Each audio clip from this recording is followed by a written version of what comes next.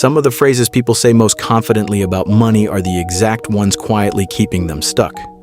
Not because they're reckless, not because they don't work hard, but because some of the things they were taught about money, by well-meaning parents, by friends, sometimes just by habit, turned into beliefs.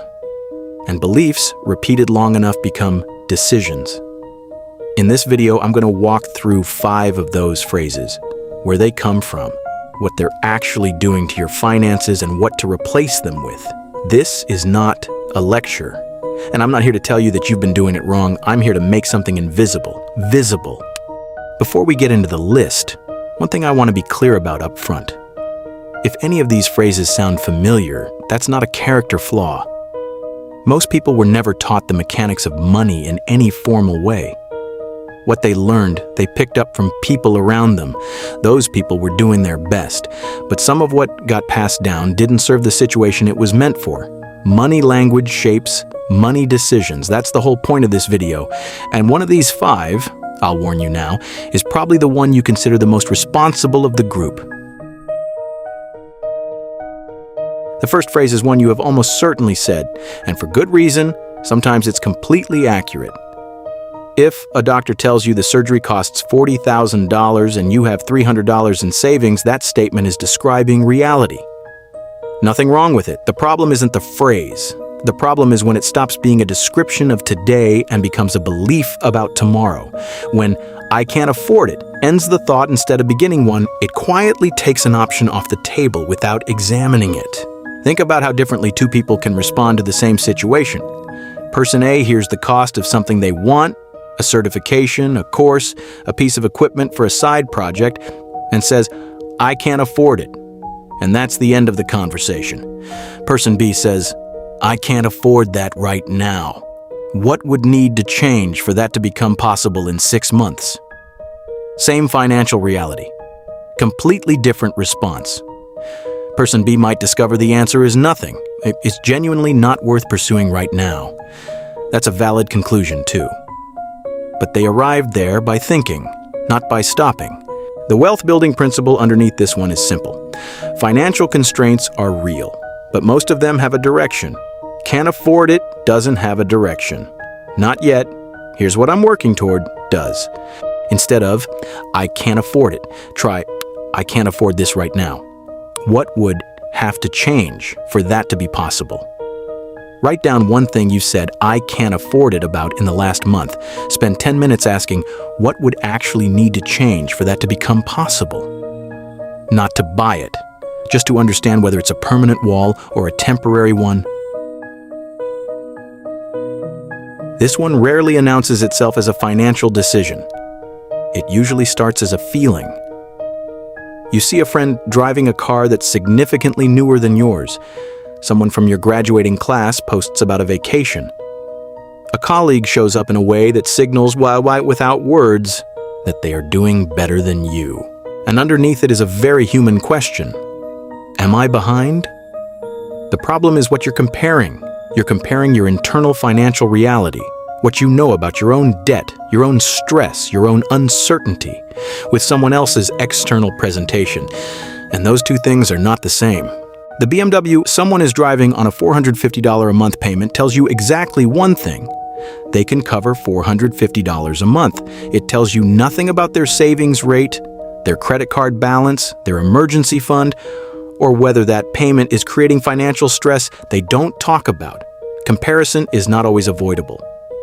But comparison-driven spending is a choice, and it's expensive, not just financially, but in the way it shifts your attention from your own direction to someone else's highlight reel. Not the same. Instead of measuring your position against what other people appear to have, measure it against where you were 3 months ago. Your savings rate, your debt direction, your financial knowledge, those are yours. They're accurate, and they're the only metrics that actually describe your trajectory. Calculate one personal metric this week, your savings rate for last month, the direction of one debt balance. Pick one number that belongs to you, not to a comparison. This one is worth looking at carefully, because on the surface, it's logical. It seems to make sense to wait until you have more money before you start saving or investing. More money means more to work with. Why start small when you could start properly? Here is what that logic misses. The goal of starting small is not to generate significant returns immediately. The goal is to build the habit before the money arrives, because if the habit isn't there, the money, when it comes, gets absorbed into spending at the new level. That's what financial experts call lifestyle inflation. Income goes up. Spending adjusts to match it. The gap between income and saving stays the same. The chains of habit are too light to be felt until they are too heavy to be broken. Warren Buffett, citing a widely attributed principle on habit formation. The first $25 you put into savings is not mainly about $25. It is about proving to yourself that you are someone who moves money into savings. That identity, that pattern, is worth more over time than the amount. One honest note here: if you are currently covering a financial emergency, managing urgent debt, or working through a period of real income instability, the priority is stabilizing that first. Getting to a point where saving is even possible matters more than starting small prematurely. This is not advice to ignore what's urgent. It's advice about what to do once the immediate pressure eases. Instead of, "I'll start when I have more," try, "I'll build the system now with whatever I have. The amount can grow later. The habit has to start somewhere." Set up one automatic transfer, tsmando, even $10 or $25 from your checking account to a separate savings account, timed to trigger the day after your next paycheck lands. You do not have to look at the amount. Just start the motion. This one requires drawing a line between two things that often get treated as the same thing: income and financial health. They are not the same. Income is what moves into your account. Financial health is what stays, what grows, and what you could access in an emergency. A high income that runs entirely through lifestyle expenses, debt payments, and subscriptions every single month leaves a person in a surprisingly fragile position. The salary number looks strong. The underlying position is not. Consider two people. The first earns $95,000 a year. They have a car payment, a lease on an apartment above their original budget, a few subscriptions, credit card balances that carry month to month, and no emergency fund. At the end of each month, their account is nearly empty. The second earns $52,000. They have a modest apartment, no consumer debt, and have consistently moved 12% of each paycheck into savings and a Roth IRA. Their net worth is growing slowly, but in the right direction. The first person earns nearly twice as much. The second is building something. The relevant question is not, how much am I earning? It's, how much of what I earn is becoming an asset, something that works for me rather than being exchanged entirely for expenses. Income is the starting point. Cash flow, but what remains after everything leaves, is the real picture. And net worth, assets minus liabilities, is what actually measures progress over time. Instead of, "I earn well, so I'm fine." Try, what percentage of my income is becoming an asset? What is my actual net worth direction this quarter? Write down your 3 largest monthly expenses. Beside each one, write whether it's an asset, a liability, or a neutral expense. This does not require changing anything yet. It just requires seeing the picture clearly. Cash is important. I want to be direct about that before anything else. An emergency fund, typically 3 to 6 months of essential expenses, should be in cash, in an accessible account. Near-term expenses, planned purchases, money you will need within the next 12 months. Cash.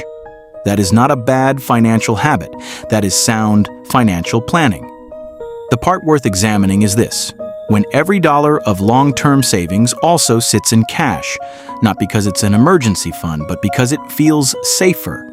It is exposed to something that doesn't announce itself on a bank statement. Inflation. Inflation is the gradual reduction in purchasing power over time, when the cost of goods and services rises faster than the interest your savings account is earning. The real value of your money, what it can actually buy, decreases. Slowly, consistently, without drama. This is not an argument that everyone should be investing immediately or that cash is bad. Risk tolerance, time horizon, debt situation, and financial stability all matter. Someone managing urgent financial pressure is not in the same position as someone with a stable income and a funded emergency reserve. But for money that is genuinely long-term, funds that won't be needed for 5 years or more, leaving them entirely in a low-interest cash account means inflation is quietly reducing their value every single year. Understanding this distinction between short-term cash safety and long-term purchasing power is one of the most important financial concepts most people were never taught. Instead of, cash is always the safest option, try, cash is the right tool for short-term needs and emergencies. For long-term money, the question is, how do I protect its purchasing power over time? Check the interest rate your current savings account is paying. Then check the current U.S. inflation rate. Verify current figures before publishing. If your savings rate is lower than inflation, your cash is losing purchasing power. That's not an emergency, but it's worth knowing. 5 phrases, all of them common, most of them well-intentioned. I can't afford it. Look at what everyone else has. I'll start when I have more money. I earn well, so I must be fine. Cash is always the safest option. The thread connecting all 5 is the same.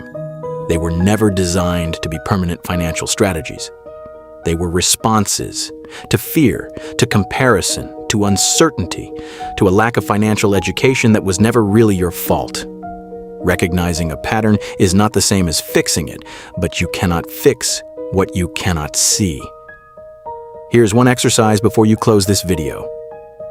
Pick the phrase on this list that felt most familiar. Write it down. Write the reframe next to it. And pick one of the actions, just one, that you can do in the next 48 hours. Not to fix everything, to move in a direction. If this video was useful, I put together a complete guide to personal finance basics, covering everything from budgeting to your first investments in the most comprehensive video on this channel. The link is right in the description. That is the place I would go next if I were starting from the beginning. And if this kind of plain, judgment-free financial guidance is what you're looking for, subscribe. That is what this channel is built to do.